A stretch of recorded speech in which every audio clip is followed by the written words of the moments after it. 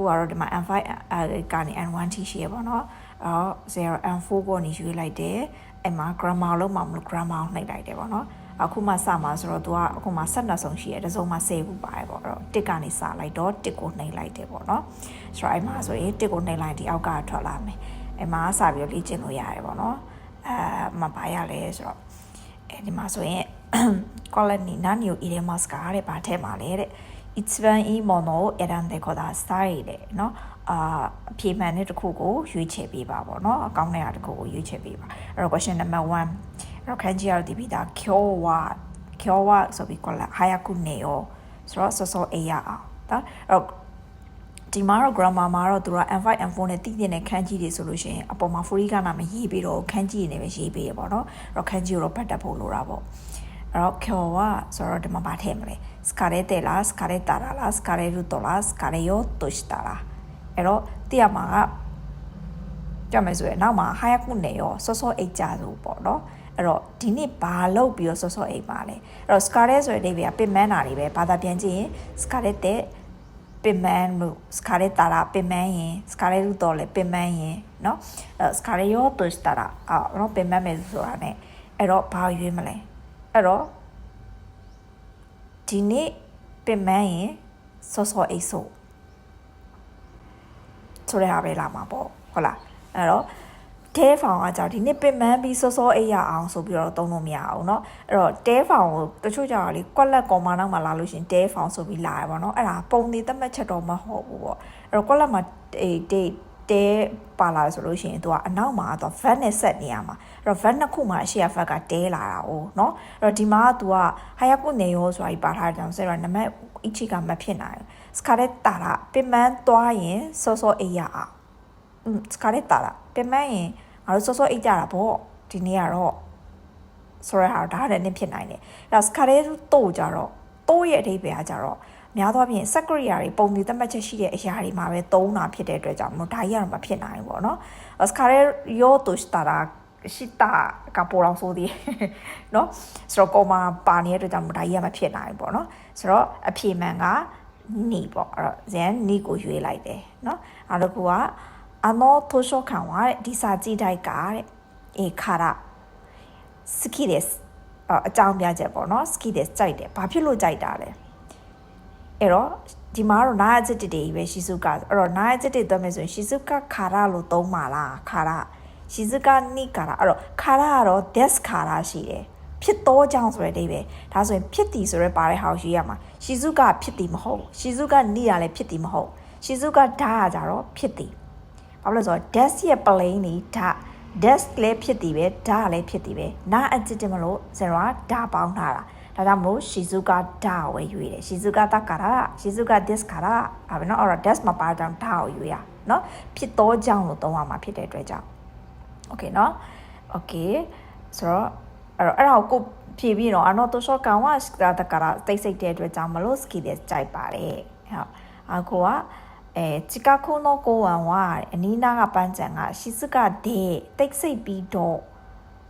ကွက်လက်နော်တဲ့ရလည်းအကြောင်းပြချက်ကိုပဲသုံးတာပဲဒါဆိုရင်နော်တဲ့နဲ့ကတ်နေတဲ့ grammar ဒီအောက်မှာဖြေရမှာဒီနာ adjective ဟုတ်ပြီနော်အဲ့တော့ကွက်လက်ရဲ့ရှေ့နောက်ကိုကြည့်မယ်ပြီးရင်အဖြေမှာ adjective တွေလား verb တွေလား noun တွေလားဆိုတာကြည့်မယ်အဲ့ဒါ grammar ဖြေပုံဖြေနည်းပေါ့နော်ဆိုတော့ adjective ကိုဖြေရမှာအဲ့တော့ adjective နဲ့ adjective ဒီနာ adjective ဖြစ်နေတဲ့အတွက်ကြောင့်မို့နာ adjective နဲ့နော်တဲ့နဲ့တော့ရင်ဘာဖြေရမှာလဲဆိုတော့အဖြေရရှင်းနေနော်နော်တဲ့ဒီနာ adjective ဆိုရင်စင်စတို့ဒီနာပြန်ထည့်ပေးရတယ်ခီတဲ့နာနော်တဲ့ဒါပဲနော်ခီတဲ့နာနော်တဲ့အဲ့ဆို no ကတ်ထား no ဆိုရဲအဓိပ္ပာယ်ကတ်ထားရဲဆိုလို့ရှိရင်စင်စတို့ဒီအရှိရ adjective သဘောတရားကြီးပြန်ထည့်ပေးရတယ်ဟုတ်ပြီနော်ခီတဲ့နာနော်တဲ့sorry よく散歩に行きますနော်အဲ့တော့ဒီအနီးနာပန်ချန်ကတိတ်ဆိတ်ပြီးတော့တန်ရှင်းတဲ့အတွက်ကြောင့်မလို့တော့ယောကုစံပုံနေကီမတ်မကြကလောက်ဆိုလမ်းလျှောက်သွားတယ်ပေါ့နော်လမ်းလျှောက်တယ်ပေါ့အခုလာရှူလာမဲ့အပတ်နော်တဲ့ဟောဒီမှာလဲနော်တဲ့လာပြန်ပြီနော်တဲ့တော့ကြောင့်အဲ့တော့ဒီမှာဘာထည့်မလဲရှိခံလားရှိခံတာလားရှိခံဒီပါလေလေအောက်မှာဖြေရမယ့်ဟာဒီ noun ဟုတ်ပြီနော်အဲ့တော့ noun ဆိုရင်0ဒီ noun နဲ့နော်တဲ့နဲ့တော့ရောပါပဲလေ noun နဲ့ no နဲ့တော့လေ noun ရဲ့ grammar ဒီ na adjective grammar နဲ့အမြဲတမ်းတူတယ်ဒါကြောင့်မလို့အပေါ်မှာတော့ဆက်တို့ဒီ na adjective ဆိုရင် na ပြန်ထည့်ပြီး no တဲ့ကတ်တာကိုဒါဆိုရင် noun နဲ့လေ grammar အတူတူပဲဆိုတော့ကြောင့်မလို့ဆက်တို့ဒီရှိခံနာနော်တဲ့စမွဲဖြစ်တော့ကြောင်းဆိုရင်တော့ကြောင်းဆိုတဲ့အဓိပ္ပာယ်နဲ့သုံးတာလေနော်ဒါကြောင့်မလို့ adjective ကိုပြန်ထည့်ပေးရတာ okay ဖူကုရှိကိုရှိမတ်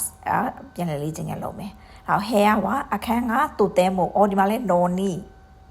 no ni လာပြန်ပြီအောက်မှာတွဲရမှာဘာလဲ adjective ဒီအဲ့တော့ adjective ဒီ na adjective ဖြစ်တဲ့ကြောင့်မို့na no ni အဲ့တော့ no ကလာပြီဆိုလို့ရှိရင်မှတ်ထား adjective ဆို e တိုင်းပဲသွားမယ် na adjective နဲ့ noun နဲ့ဆိုရင် na တွေပြန်ထည့်မယ်ပေါ့နော် okay နောက်တစ်ခုကကြတော့အာစတာမနှက်ဖြန်နဲ့နာရာတဲ့နာရာဆိုတာကစိုးလျင်ဆိုတဲ့အဓိပ္ပာယ်အဲ့တော့နာရာဒီဘာနဲ့တွဲမှာလဲအဲ့တော့အောက်မှာပေးရဖြေရမယ့်ဟာတွေဒီ noun တွေဖြစ်တယ်ဒါဆိုရင် noun နဲ့နာရာနဲ့တွဲရင်ဘာထည့်ရလဲဘာမှမထည့်ရဘူးအမေနာရာမိုးရွာမယ်ဆိုရင်ပဲဟုတ်ပြီနော် noun plus နာရာပဲအမေနာရာနော်မိုးရွာမယ်ဆိုရင် hiking ခုနိခိမဆန်တောင်တဖူအာစတာမနှက်ဖြန်မိုင်းနီချီနေတိုင်းအော်ဒီမှာလဲနာရာအဲ့တော့ဒီနာရာကကြတော့အောက်မှာပေးထားတဲ့ဟာတွေဒီ verb တွေအဲ့တော့ verb ကို verb တဲ့နာရာနဲ့တွဲမယ်ဆိုရင်စတို့ဘာနဲ့သုံးပါလဲ dictionary found နဲ့သုံးပါဟုတ်ပြီနော်အဲ့တော့ verb နဲ့နာရာနဲ့တွဲမယ်ဆိုရင် dictionary found သုံးပါ dictionary found နဲ့ဖြစ်တဲ့ကြောင့်မလို့နံပါတ်3ကိုယူလိုက်တယ် equal နာရာဟုတ်ပြီနော်အဲ့တော့ dictionary found နဲ့နာရာနဲ့ပဲတွဲတယ်ပေါ့နော် equal နာရာသွားမယ်ဆိုရင်ဟာရခုနဲ့တာဟိုက e ရောစောအိတ်တာကောင်းတယ်တဲ့အဲ့ဒါအခီနီချီကာခုတဲ့ဘူတာယောင်ရဲ့အနီးအနားမှာတဲ့ဟောဒီမှာလဲနာရာပဲเนาะအဲ့တော့ဘူတာယုံရဲ့အနီးအနားမှာဆိုတော့နာရာနဲ့တွေ့တယ်အောက်မှာဘာတွေလဲနာကျတဲ့အော်နာကျတဲ့ဆိုအပေါ်မှာလဲဖြေခဲ့ပြီးပြီဘန်ဒီနာရာပဲဟုတ်ပြီเนาะဘန်ဒီနာရာပဲတွေ့တယ်အဆင်ပြေမယ်ဆိုရင်ဆိုတော့အပါတော့ခါရီတို့စမိုးရီတဲ့ငါမို့စိတ်ကူးထားတယ်အဲ့တော့ question 9ကကြတော့ဒီမှာじゃတာရာいつでも電話をくださいねဘယ်ချိန်မှဆိုဖုန်းဆက်ပါတယ်ဘာဖြစ်ရင်ဖုန်းဆက်ကပါလဲအဲ့အောက်မှာပေးထားတာ adjective တွေဒါဆို adjective ပြောင်းမှုပြောင်းလဲနေမှန်ကြည့်မယ်စာပေရှိ data စာပေရှိရဲ့ adjective ကို past tense ပြောင်း data နဲ့ပြောင်းလို့မရဘူးဒါဆို number 1ကမှားတယ်စာပေရှိခတ်တာသူကမှန်တယ် adjective ကို past tense ပြောင်းရင် e ကိုဖြုတ်ခတ်တာဟုတ်ပြီအဲ့ဆို3ဆက်ကြည့်လိုက်မယ်စာပေရှိခတ်တာ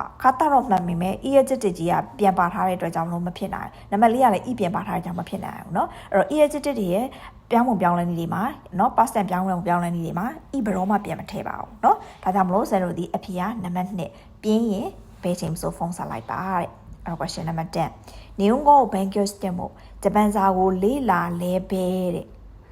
ဘာ忘れてしまいますမေ့သွားတယ်ပေါ့အဲ့တော့ကွက်လက်ရင်နောက်မှာဘာဆိုတော့တွဲထားတယ်ဘာရဲ့အဓိပ္ပာယ်ကလှိရင်ဆိုတဲ့အဓိပ္ပာယ်အခြေအနေကိုပြတာเนาะဒါဆိုရင်အောက်မှာတွဲရမယ့်ဟာတွေဒီဘာနဲ့တွဲရမယ့်ဟာတွေဒီဘာတွေလဲ verb တွေအဲ့တော့ဘာနဲ့တွဲမယ်ဆိုရင်အဲ့ဒီ verb ဒီဘာဖြစ်ရမှာလဲ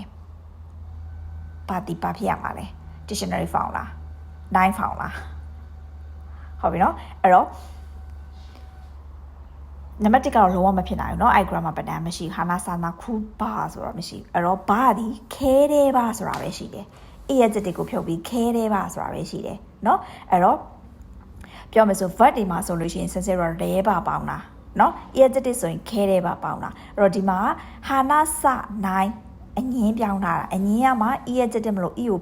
e ဖြစ် sorry 9ဆိုတော့ e ဖြစ်နေတဲ့အကြောင်း e ကိုဖြုတ်ပြီးခဲတဲ့ပါပေါင်းလိုက်တာစကားမပြောရင်ဝါဆိုတဲ့တက်ရှိမိုင်းမတ်မေးတယ်ဂျပန်စာကိုဘလောက်ပဲလေ့လာစကားမပြောရင်တော့မေးသွားလိမ့်မယ်ဆိုတဲ့အဓိပ္ပာယ်နဲ့သုံးတာကဲတော့စစ်စင်ကတော့အကုန်လုံးကိုရွေးပြီးသွားပြီပေါ့နော်